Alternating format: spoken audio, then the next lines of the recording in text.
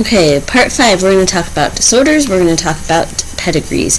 The disorders we're looking at are single gene disorders, so we're going to look at, are they dominant, are they recessive, how does that get inherited? So learning targets, we're going to kind of brush back on how genotypes relate to phenotypes and also the laws of inheritance. So how do these things get passed on? Okay, so first one, we're going to start talking about our autosomal dominant disorders. Remember, autosomal means these are the chromosomes 1 through 22. 23, those chromosomes are those are called your sex chromosomes, and those determine gender. Okay, so autosomal dominant disorders, this is going to be caused by the presence of at least one dominant gene, so just a little bit of review. Okay, here are my 2 alleles. Both of those are dominant.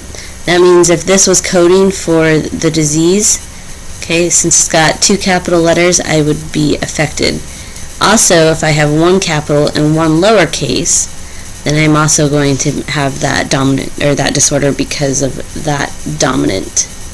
Okay, capital letter, remembers your dominant trait. Symptoms in autosomal disorders vary.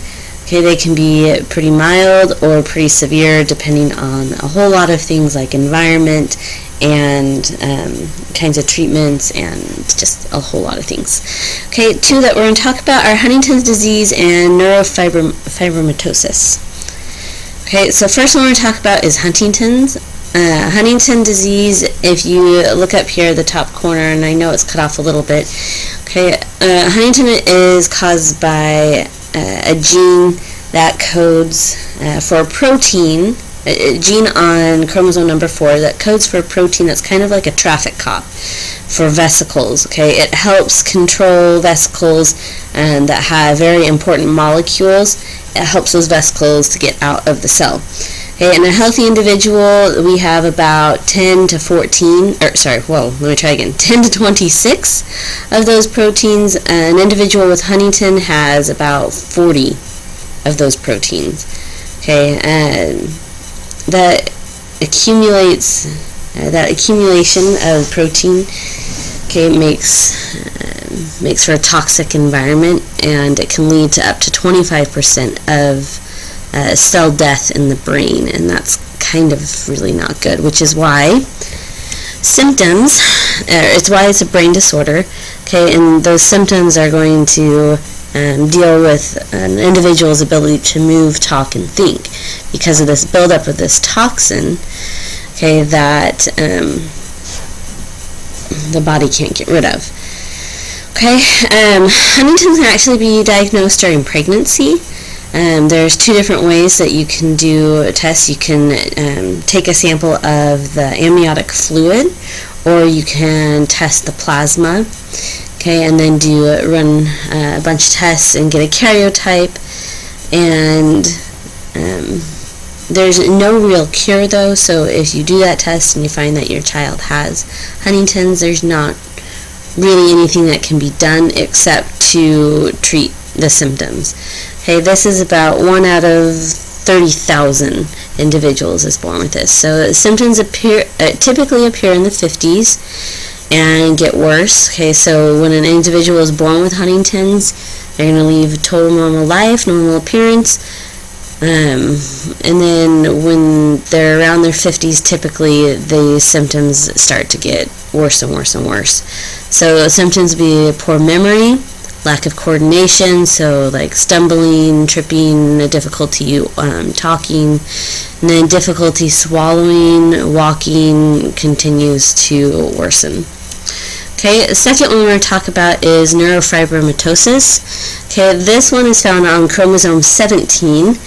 Chromosome 17, the gene that the NF1 gene that is involved with this, okay, actually regulates another protein, and the protein that NF1 regulates actually promotes cell division. So what happens is if you get a mutation, you get this mutation or this dominant gene for NF1, then your body is not going to, it's going to lose control over that other protein that promotes cell division, and you're going to get uncontrolled cell division, which we learned earlier when we were learning about the cell cycle. That means you're going to start getting tumors.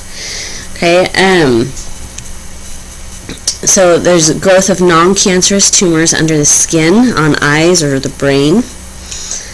The symptoms vary widely, and they appear within about the first 2 years of life. So if you take a look over here, we have café au lait spot. I don't know, I don't speak French, but it means you get, well, it means literally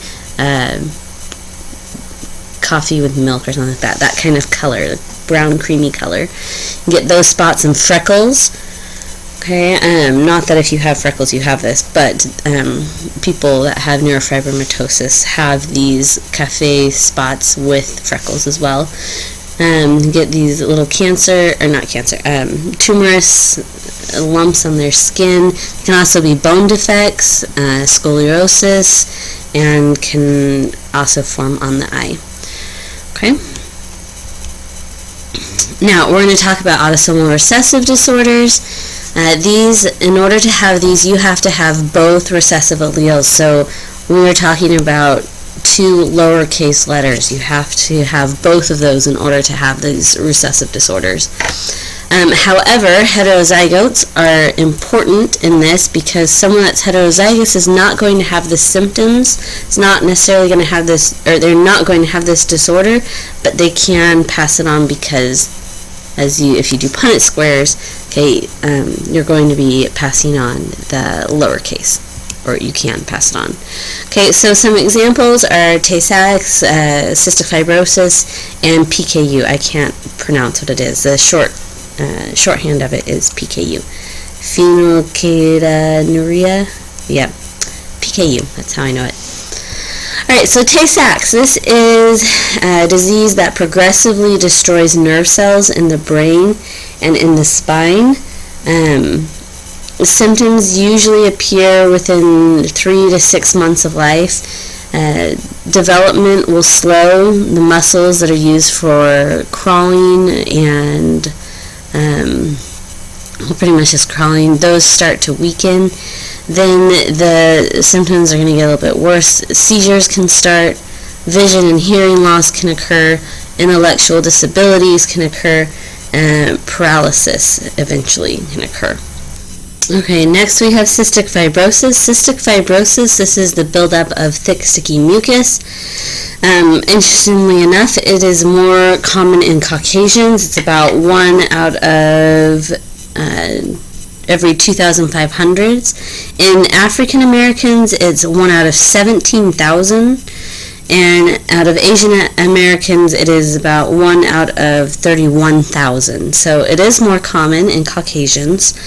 If any of you have ever seen the movie Balto, this is the sickness that the little girl had, or all the kids had up in Alaska, that the dogs were running those races across. So yay for Balto. If you haven't, just totally ignore that comment. Okay, so symptoms can vary, but they can lead to lung damage, digestive issues, reproductive problems. That's because mucus is actually very important to your body. Mucus lubricates and protects the lining of your airways, which I'm sure all of you are familiar with, because when you're sick, your body produces a ton of mucus and you're blowing it out and coughing it up forever, and it's horrible. Okay. It also is important, however, for your digestive tract. Okay, it lines all your intestines. It also is important for your reproductive organs. Okay, which means cystic fibrosis can lead to infertility. That's part of the reproductive problems. Not necessarily infertility. It depends on how severely someone is affected by cystic fibrosis. Okay, digestive issues can lead to malnutrition, diarrhea, all sorts of stuff, because the body is not able to digest through the digestive tract, which it needs to do. Okay, so it has trouble digesting food. Lung damage because of all this mucus. You can have more frequent lung infections, sinus problems. It can affect many parts of your body. Okay, let's see. Interesting fact, the cystic fibrosis is on chromosome 7. Found on chromosome 7. If you take a look, it's actually pointing the specific location on that chromosome where this gene that is coded for. And the gene actually, what it does is it codes for proteins that help remove chlorine ions. And so if you have this mutation or you have this disorder, your body can't remove those chlorine ions. They start to build up and cause issues. Okay, next we have PKU. PKU is the gene responsible for it is found on chromosome 12. It is the PAH gene. What this gene codes for is an enzyme in the liver, and that enzyme in the liver breaks down phenylalanine, if I said that right, okay? And if that enzyme, what happens is it's going to change shapes. We learned about enzymes, how they're proteins. You change your protein shape, you change its function.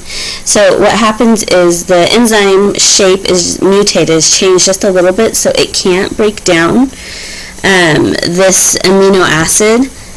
Okay, it can't break that amino acid down, and so that amino acid begins to build up in the blood, poisons the blood. In particular, it poisons the neurons or the nerve cells in the brain, which is not a good thing. Okay, so PKU, if it is caught soon after birth, then certain things can be done, like a special formula that is very low in proteins. Can be given to a baby. If not, okay, intellectual disabilities can result from the foods and stuff that an individual is eating. Okay, it's going to start building up that PKU, poisoning and killing off neurons. So there are no symptoms at first, but the symptoms later, if it's not caught and it continues to get worse and worse, can include seizures, musty body odor. That odor is coming from the amino acid, that smell. Okay, skin rashes, small head, fair skin. Okay, those are all symptoms of PKU. This is about 1 out of 15,000 babies in the U.S. Okay. Now, next we're going to talk about pedigrees. Yay! Okay, there's a couple of rules you should have already seen. We should have already gotten some of the information out of the textbook. Okay, a male, anytime you see a square, that's a male. Anytime you see a circle, that's a female. Anytime you see it completely colored in, you're looking at an affected individual. The only thing that I'm going to add here is when we're talking about some recessive disorders, we need to talk about individuals that are heterozygous or that are carriers. The way that you demonstrate that is by half coloring them in. Okay, so if they're half colored in, you automatically know that you are looking at a recessive trait, okay, because the individual themselves that's half colored is not affected. It means they don't have, for example, a color blindness, or they don't have PKU, but they do carry at least one. Not at least, they do carry the recessive allele. Goodness gracious, can't talk. Okay, if two individuals, wink wink, get together, or married, we draw this line right here, showing that union. And then if they have any offspring, we do this little bracket over here, and we put their children in order of the way they were born. Okay, so if they had 2 girls, it'd be 2 circles, on and on. Identical twins, you can see how that's drawn, and non-identical twins there. The only other thing I'm going to add is that we show generation in terms of Roman numerals. Okay, so make sure that you do that if you're building a pedigree, that you're paying attention to the Roman numerals. They all need to be on, each generation needs to be on its own level, and then you're going to go through and you're going to number each individual. Okay, but we'll talk about that a little bit more in class. That's it for your notes. Hope you enjoyed. See you in class.